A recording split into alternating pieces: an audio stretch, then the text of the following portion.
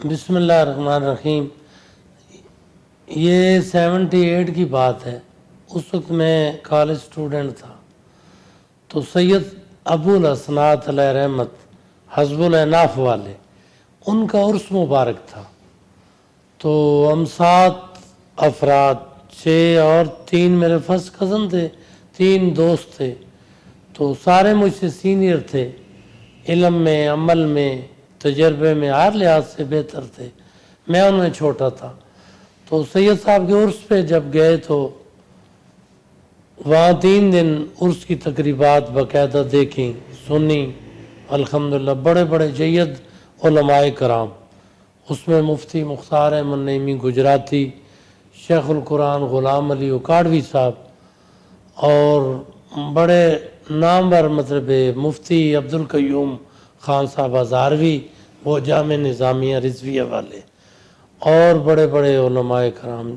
جید، تو ان کو سنا الحمدللہ۔ تو تیسرے دن انہوں نے اعلان کیا کہ حکیم محمد موسیٰ امرتسری اور وہ مفتی عبدالقیوم خان صاحب ہزاروی، جامع نظامیہ رضویہ والے، انہوں نے کہا کہ ہم نے ایک نئی شخصیت دریافت کی ہے، تو اس شخصیت کا نام ہے پروفیسر محمد طاہر القادری۔ وہ ینگ ہے، تو پنجاب یونیورسٹی لا کالج میں وہ لیکچر دیتے ہیں،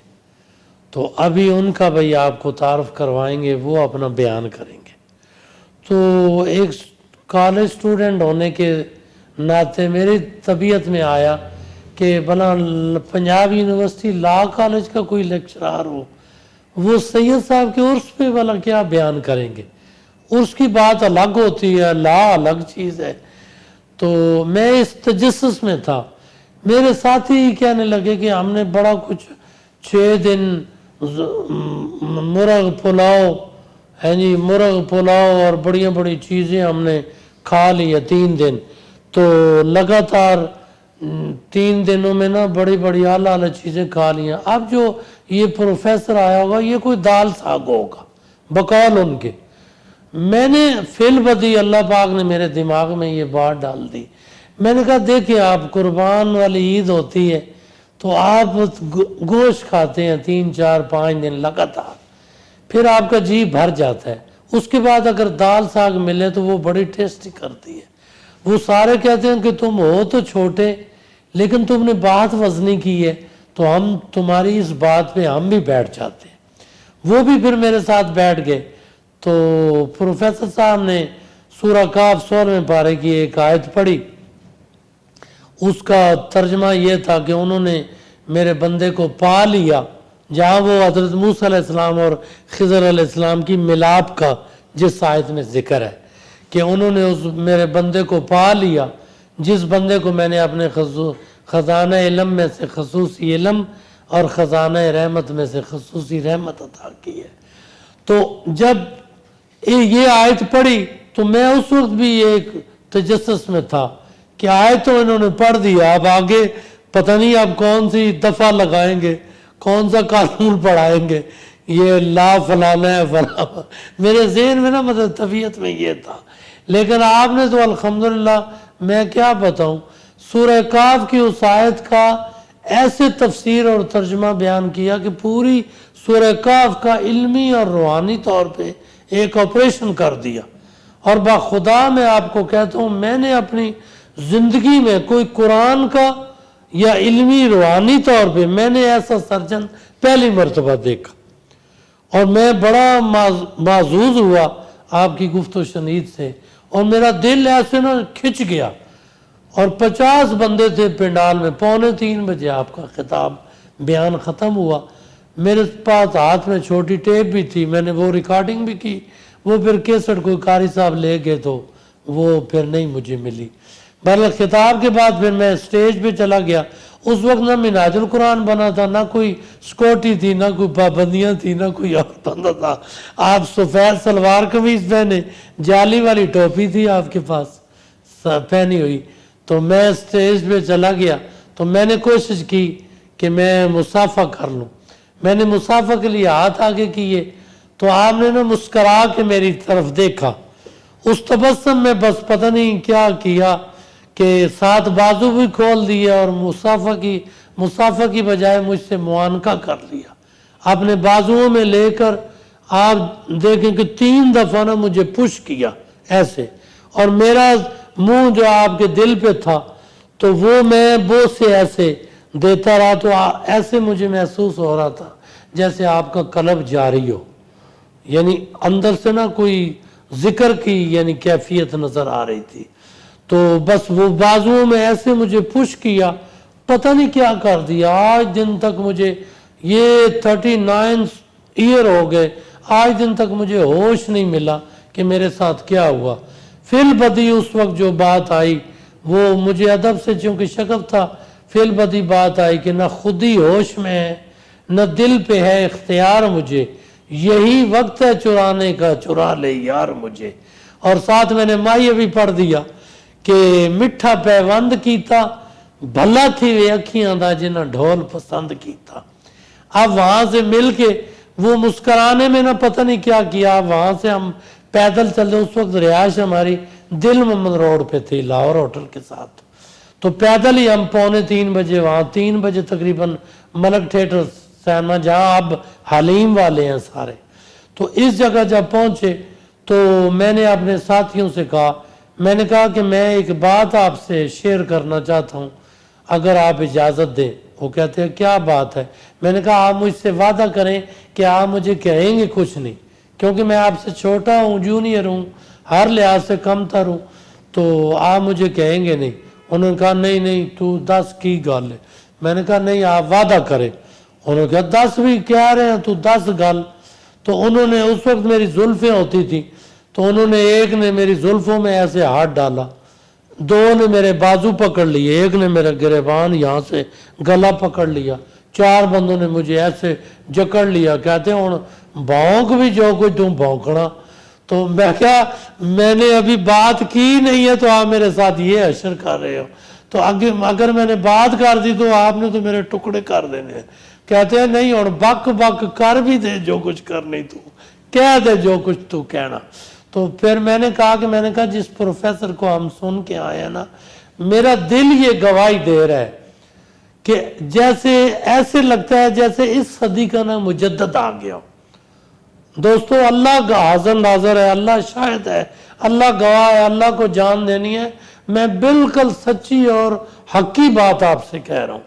کہ 78 کے اندر میرا دل بار بار کہہ رہا تھا جیسے اس صدی کا مجدد آ گئے۔ تو وہ پھر اپنے اینگل سے مجھے کہنے لگے تجھے پتہ ہے مجدد کی بلا ہوندی ہے؟ میں کہ مجھے نہیں پتا مجدد کی بلا ہوندی، میرا دل یہ کہہ رہا ہے کہ مجدد اس صدی کا مجدد آ گیا۔ بس پھر میرے ساتھ کیا ہوا، میں ایسے جیسے پاگلوں کی طرح دیوانوں کی طرح ایسے گھومتا رہا۔ اس وقت میرے پاس سائیکل ہوتی تھی BMW جرمنی کی، سائیکل پہ میں پورے لاہور میں تلاش کرتا رہا کہ وہ پروفیسر گیا کدھر ہے، ہمیں لوٹ پوٹ کے پتہ نہیں کدھر چلا گیا۔ اور میں سچ کہتا ہوں کہ میں تو لٹ گیا تھا، بلکہ اسی فراق کے اندر نا میں نے پھر ایک کلام لکھا تھا کہ درد بحر عشق میں کسی کا انداز بیان لٹ گیا، لٹا کچھ اس طرح سے کہ کچھ یہاں کچھ وہاں لٹ گیا۔ لوگ پوچھتے ہیں ہم سے لٹیرے کا نام، جو خود نہیں جانتا کہ کہاں لٹ گیا، اور صنم کے کہنے پر جو گئے تھے تارے توڑنے، وہاں جا کر دیکھا تو خود آسمان لٹ گیا۔ اور ناز، اس وقت میرا تخلص ناز ہوتا تھا، اور ناز سے کیا پوچھتے ہو لٹنے کا سبب، لٹا کچھ اس طرح سے کہ سارا جہاں لٹ گیا۔ بس وہ اس دن سے ایسا دیوانہ وار میں گھومتا رہا، اور وہاں مجھے خواجہ صاحب کی ایک ربائی یاد آتی ہے کہ جھلیاں جھلیاں ساکو آک نہ ماہی، اسا نت دے جھلے ناسوں، ہجر تینڈے عشق تینڈے ساکو جھلیاں کیتا، پہلا چنگے بھلے آسو، تو ننگے پنڈے ساکو مار کے چھمکا، ہن دینا یار دلا سے، تے یار فریدہ او ڈنگ لنگ گئے ساکو بھول گئے سارے ہاسے۔ تو یہ اس وقت کی بات ہے۔ پھر میں تلاش کرتا رہا، پھر کسی نے مجھے کہہ دیا کہ جس پروفیسر کو تو تلاش کر پھر رہا ہے وہ شادمان کے اندر ایک کوٹھی ہے ڈاکٹر محمد علی صاحب کی، اور اس کوٹھی کے اندر وہ درس دیتے ہیں، وہاں درس قرآن وہ پروفیسر شروع کر رکھا ہے۔ میں پھر تلاش کرتے کرتے جس دن میں وہاں پہنچا ڈاکٹر محمد علی صاحب کی کوٹھی، اس دن وہاں پروفیسر صاحب کا وہ آخری درس تھا۔ انہوں نے کہا جی اگلا درس باہر شادمان کے اندر رحمانیہ مسجد ہے، وہاں شفٹ ہو گیا، باہر چلا گیا۔ تو پھر رحمانیہ مسجد میں باہر آ گیا اگلا درس، پھر وہاں میں باقاعدگی کے ساتھ درس قرآن سننے جاتا رہا۔ وہاں لفظ قرآن پہ بیان شروع ہوا، پھر تعوذ پہ، پھر تسمیہ پہ، پھر سورہ فاتحہ پہ بیان شروع ہو گیا۔ اور وہاں ایک نیا انکشاف یہ ہوا کہ انتظامیہ بڑی دلچسپ تھی۔ جب سورہ فاتحہ پہ بیان شروع ہوا تو ہم تو 15 روز کے بعد جاتے تھے نا، ہر جمعہ کے جمعہ، اس وقت جمعہ کی چھٹی ہوتی تھی، تو ہم 15 روز کے بعد جاتے تھے، تو ہمیں پتہ چلا کہ انتظامیہ نے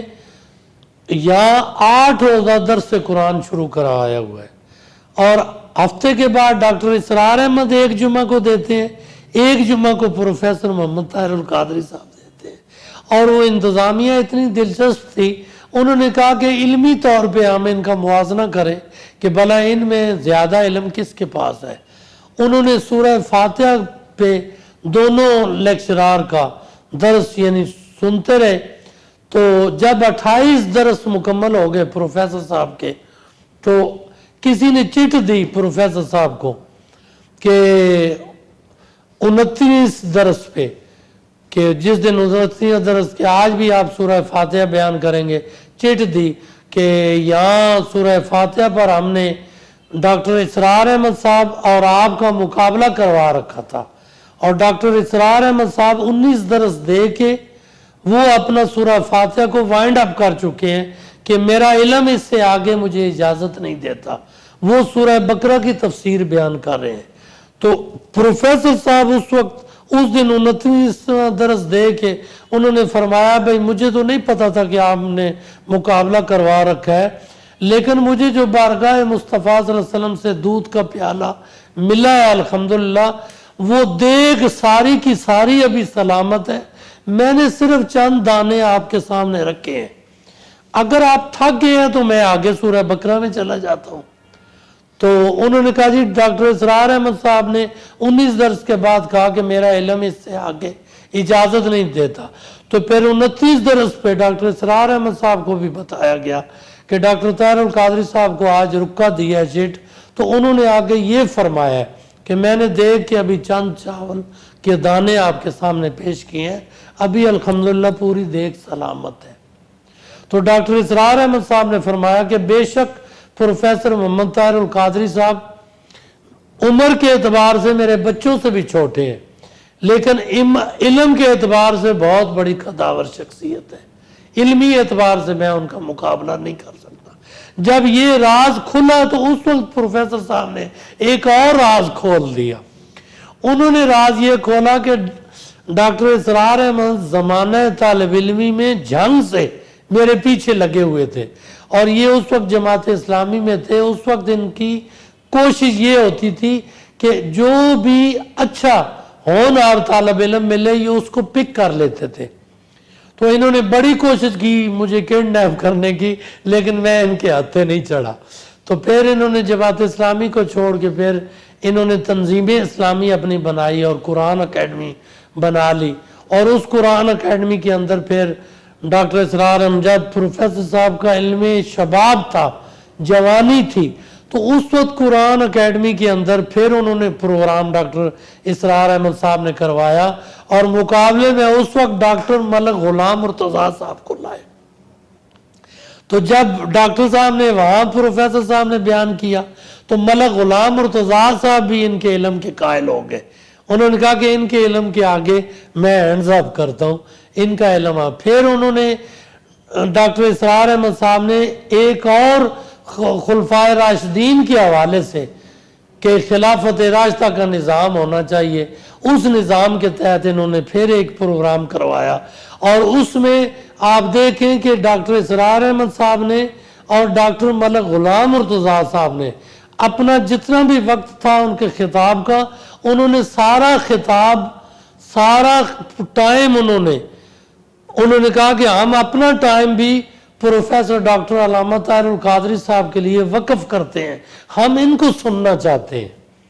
ان سے علم سے استفادہ کرنا چاہتے ہیں۔ وہاں بھی الحمدللہ انہوں نے علمی موتی بکھیرے، اور مجھے پھر یہ بات کرتے کرتے ایک اور زمانہ بھی یاد آ گیا کہ ایک دور میں میراں کی کھوئی کے اندر علامہ احسان الہی ظہیر اور پروفیسر محمد اسلم، وہ دیوبندی عقائد کے تھے، اور علامہ احسان الہی ظہیر اہل حدیث مکتب فکر کے، وہاں انتظامیہ نے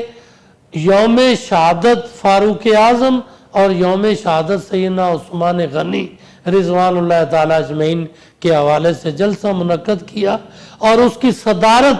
چھوٹی عمر ہونے کے باوجود بھی پروفیسر محمد طاہر القادری صاحب نے کی، اور وہ دونوں خطبات نے اپنا اپنا بیان، علامہ احسان الہی ظہیر نے شہادت فاروق اعظم رضی اللہ تعالیٰ عنہ بیان کی، اور پروفیسر محمد اسلم صاحب نے شہادت سیدنا عثمان غنی بیان کی۔ اب صدارتی خطبہ باقی تھا، تو پروفیسر محمد طاہر القادری صاحب نے صدارتی خطبے کے اندر کہا کہ دونوں شہادتیں بیان کر دی ہیں، اب میں صدارتی خطاب کے اندر آپ کو یہ بتاتا ہوں کہ فلسفہ شہادت ہوتا کیا ہے۔ انہوں نے فلسفہ شہادت پر جب بیان کیا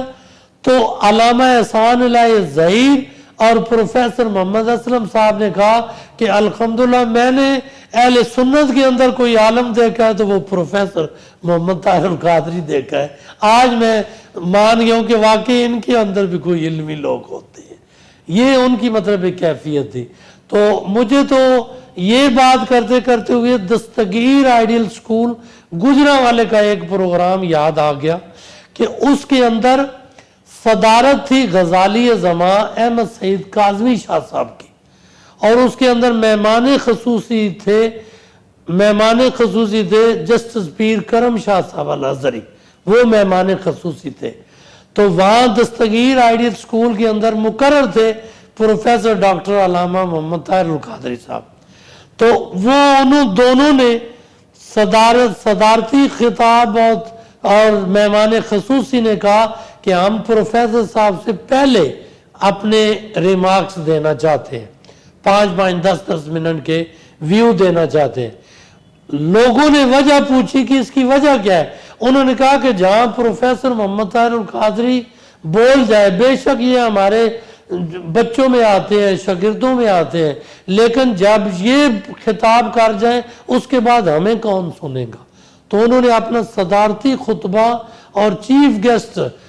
نے مہمان خصوصی وہ 5-10 منٹ اپنے پہلے بیان کر دیا، پھر پروفیسر صاحب نے، اور مجھے جنگ کا وہ منظر بھی یاد ہے کہ جس کے اندر غزالی زماں احمد سعید کاظمی شاہ صاحب علیہ رحمت کا بھی بیان تھا، اور پروفیسر محمد طاہر القادری صاحب کا بھی بیان تھا۔ وہ استاد تھے اور یہ شاگرد تھے۔ تو جب وہ بیان ختم ہوا، تقریب ختم ہوئی، تو میزبان کے گھر جب چلے گئے تو میزبان کے گھر پہنچ کے تو وہاں پروفیسر صاحب اور کچھ گھر والے اور وہ لوگ موجود تھے، تو پروفیسر صاحب نے عرض کر دی غزالی زماں سے کہ آپ غزالی زماں ہیں اور میرے استاد محترم ہیں، لیکن میں آپ سے ایک عرض کرنا چاہتا ہوں کہ آپ غزالی زماں ہوتے ہوئے بھی آپ کو جو کام کرنا چاہیے تھا وہ کام آپ نے نہیں کیا، کیونکہ آپ کو امت کے لیے ایک تفسیر، قرآن مجید کی ایک تفسیر دینا چاہیے تھی، ایک حدیث پہ شرح لکھنی چاہیے تھی، اور ایک فقہی مسائل پہ ایک مستند کتاب لکھنی چاہیے تھی۔ تو یہ بات سن کے غزالی زماں علیہ رحمت پروفیسر صاحب کو گلے لگا کے زاروں قطار رونے لگ گئے کہ بے شک میرے پروفیسر بیٹا، آپ نے سچ فرمایا ہے کہ مجھے یہ کام کرنا چاہیے تھا لیکن میں نہ کر سکا۔ میرے چاہنے والوں نے مجھ سے ایک دن میں 32 خطابات کروا ڈالے، اور اب میں بیٹھ کے لکھنا چاہتا ہوں، اب مجھے صحت اجازت نہیں دیتی، لیکن میں پھر بھی اس امید کے ساتھ بڑی آسانی سے مر سکوں گا کہ جو خلا میں چھوڑ جا رہا ہوں وہ میرا بیٹا پروفیسر محمد طاہر القادری اس خلا کو پر کر دے گا.